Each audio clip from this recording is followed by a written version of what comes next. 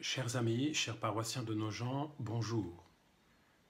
Pardonnez que je reprenne un peu vite la parole, je n'imaginais pas le faire avant demain dimanche. Hier, comme beaucoup d'entre vous, j'ai suivi à la télévision le temps de la prière tout à fait exceptionnel qui s'est vécu à Rome, et je viens de relire tranquillement ce matin le texte, l'homélie du pape François. J'en ai été assez bouleversé, touché.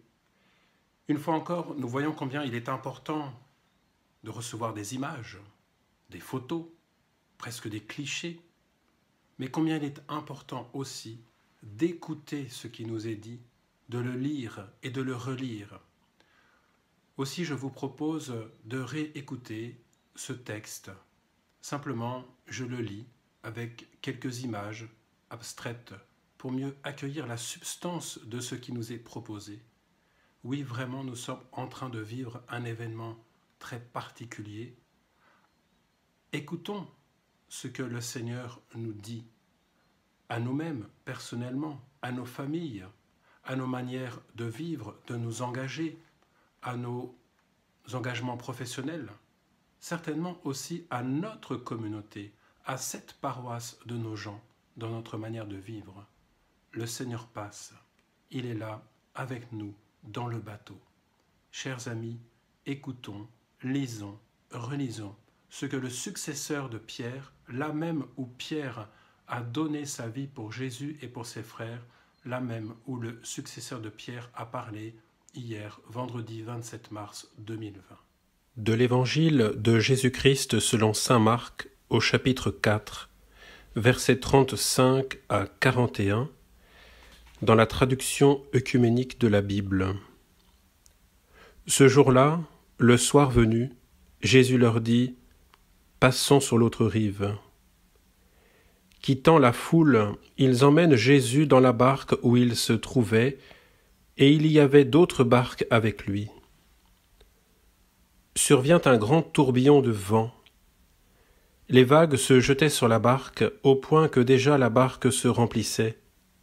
Et lui, à l'arrière, sur le coussin, dormait. Ils le réveillent et lui disent « Maître, cela ne te fait rien que nous périssions ?» Réveillé, il menaça le vent et dit à la mer « Silence, tais-toi !» Le vent tomba, et il se fit un grand calme. Jésus leur dit « Pourquoi avez-vous si peur ? Vous n'avez pas encore de foi ?» Ils furent saisis d'une grande crainte, et ils se disaient entre eux « Qui donc est-il pour que même le vent et la mer lui obéissent ?»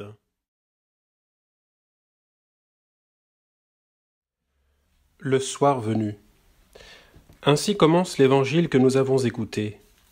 Depuis des semaines, la nuit semble tomber.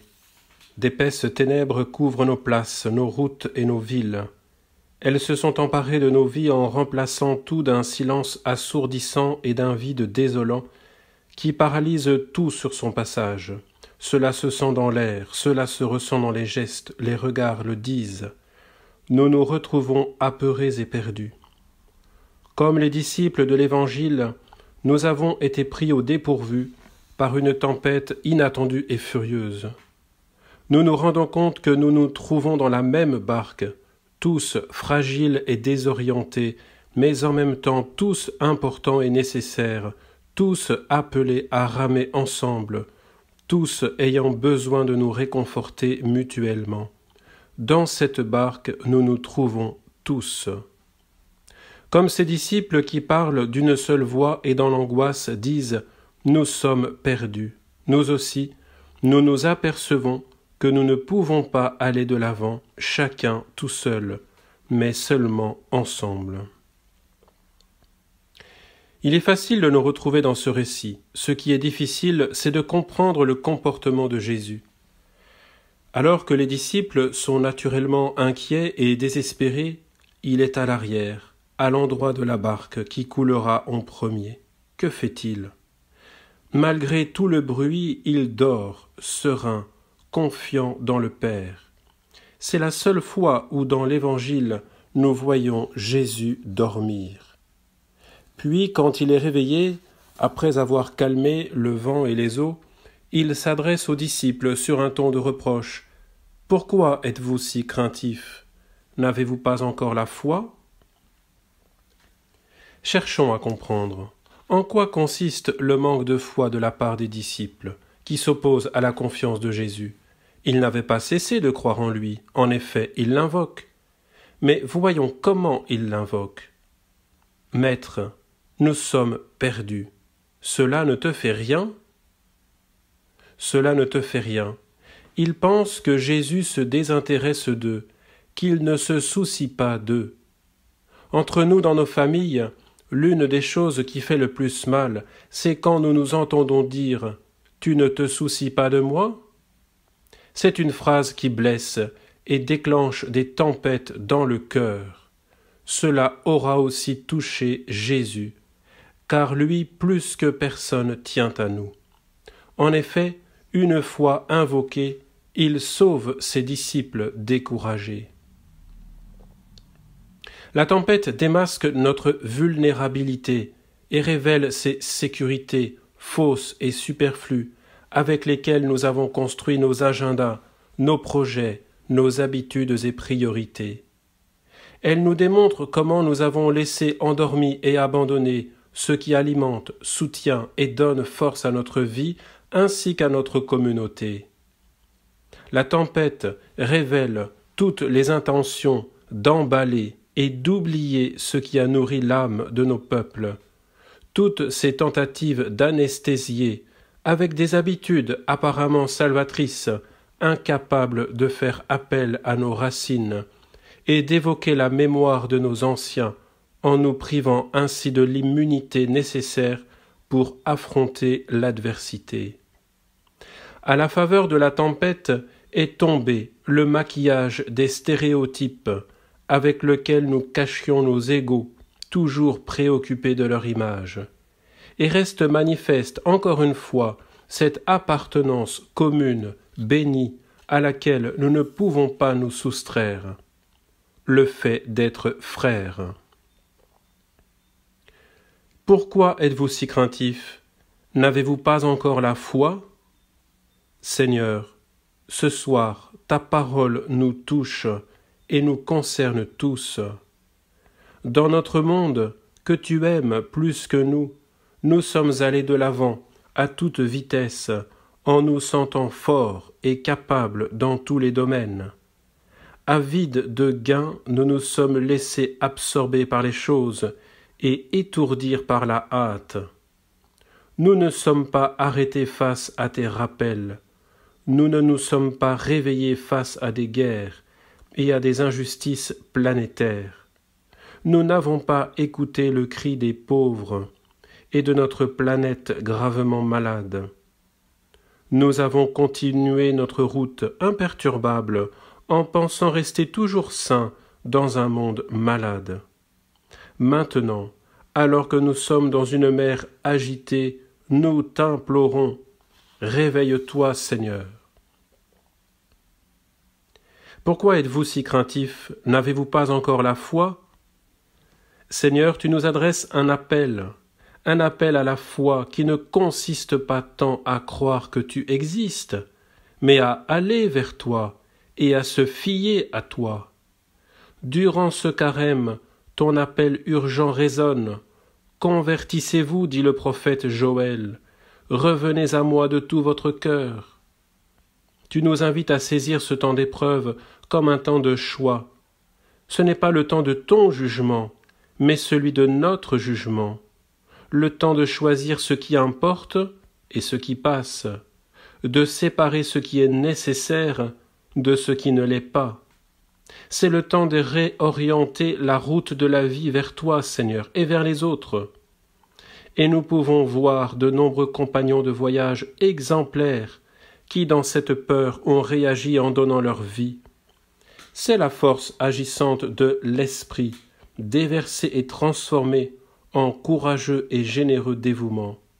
C'est la vie de l'esprit capable de racheter, de valoriser et de montrer comment nos vies sont tissées et soutenues par ces personnes ordinaires souvent oubliés, qui ne font pas la une des journaux et des revues, qui n'apparaissent pas dans les grands défilés du dernier show, mais qui, sans aucun doute, sont en train d'écrire aujourd'hui les événements décisifs de notre histoire. Médecins, infirmiers et infirmières, employés de supermarchés, agents d'entretien, fournisseurs de soins à domicile, transporteurs, forces de l'ordre, volontaires, prêtres, religieuses et tant qui ont compris que personne ne se sauve seul. Face à la souffrance, où se mesure le vrai développement de nos peuples, nous découvrons et nous expérimentons la prière sacerdotale de Jésus, que tous soient un. Jean chapitre 17 verset 21. Que de personnes font preuve chaque jour de patience et insufflent l'espérance en veillant à ne pas créer la panique, mais la co-responsabilité.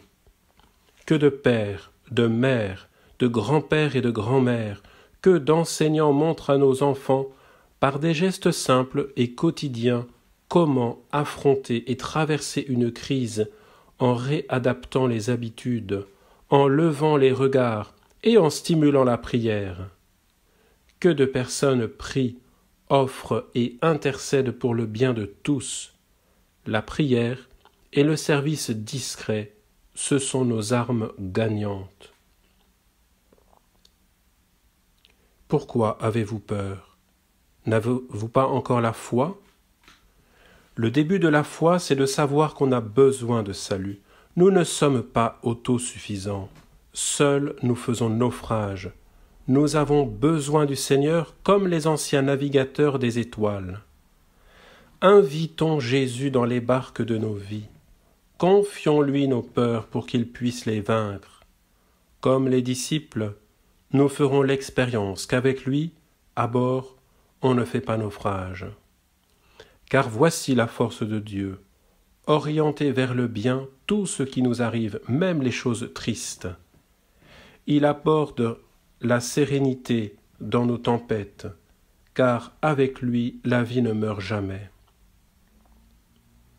Le Seigneur nous interpelle, et au milieu de notre tempête, il nous invite à réveiller puis à activer la solidarité et l'espérance capables de donner stabilité, soutien et sens en ces heures où tout semble faire naufrage. Le Seigneur se réveille pour réveiller et raviver notre foi pascale. Nous avons une ancre, par sa croix nous avons été sauvés. Nous avons un gouvernail, par sa croix nous avons été rachetés. Nous avons une espérance, par sa croix nous avons été rénovés et embrassés, afin que rien ni personne ne nous sépare de son amour rédempteur. Dans l'isolement où nous souffrons du manque d'affection et de rencontres, en faisant l'expérience du manque de beaucoup de choses, écoutons une fois encore l'annonce qui nous sauve. Il est ressuscité et il vit à nos côtés.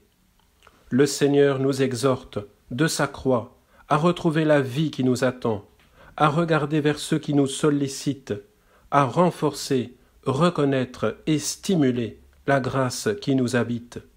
N'éteignons pas la flamme qui faiblit, qui ne s'altère jamais, et laissons-la rallumer l'espérance. Embrasser la croix, c'est trouver le courage d'embrasser toutes les contrariétés du temps présent, en abandonnant un moment notre soif de toute puissance et de possession, pour faire place à la créativité que seul l'esprit est capable de susciter. C'est trouver le courage d'ouvrir des espaces où tous peuvent se sentir appelés et permettre de nouvelles formes d'hospitalité et de fraternité ainsi que de solidarité.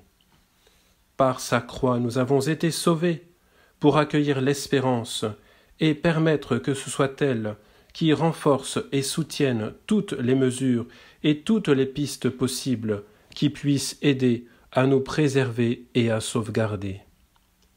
Étreindre le Seigneur pour embrasser l'espérance, voilà la force de la foi qui libère de la peur et donne de l'espérance. Pourquoi êtes-vous si craintif ? N'avez-vous pas encore la foi? Chers frères et sœurs, de ce lieu, qui raconte la foi solide comme le roc de pierre, je voudrais ce soir vous confier tous au Seigneur, par l'intercession de la Vierge, salut de son peuple, étoile de la mer dans la tempête. Que de cette colonnade qui embrasse Rome et le monde descende sur vous comme une étreinte consolante la bénédiction de Dieu. Seigneur, bénis le monde, donne la santé au corps et le réconfort au cœur. Tu nous demandes de ne pas avoir peur, mais notre foi est faible et nous sommes craintifs. Mais toi, Seigneur, ne nous laisse pas à la merci de la tempête. Redis encore, n'ayez pas peur. Et nous, avec Pierre, nous nous déchargeons sur toi de tous nos soucis, car tu prends soin de nous.